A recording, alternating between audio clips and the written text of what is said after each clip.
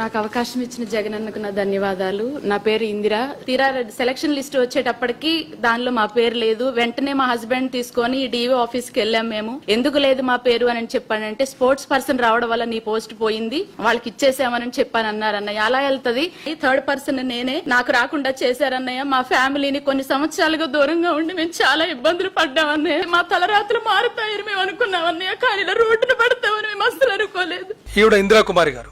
ఈవిడికి 134 ర్యాంక్ వచ్చింది. 10 వేకెన్సీస్ ఉన్నాయి. దాంట్లో లాస్ట్ 2 స్పోర్ట్స్ కింద వచ్చింది. మెరిట్ లో 127 ప్రకారం వచ్చింది. ఇప్పుడు ఈవిడ ఏమడుగుతారు, ఆ స్పోర్ట్స్ కిందకి ఇస్తారని. ఇప్పుడు ఎస్సీ గ్రూప్ 3లో SA non language social studies లో 2 స్పోర్ట్స్ వాళ్ళు ఉండి అప్లై చేసుకున్నప్పుడు మరి ఎస్సీ గ్రూప్ 3లోనే కూర్చోబెట్టాలి కదా, కృష్ణా జిల్లాలోనే కూర్చోబెట్టాలి కదా. మనం తీసుకెళ్లి చిత్తూరులోనో కడపలో కూర్చోబెట్టలేం, లేదా ఓసీలో కూర్చోబెట్టలేం కదా. That is the rule. మరి అలాంటప్పుడు ఈమె చూస్తే ఈమె కూడా అంతే. Only because of rules she could not be accommodated.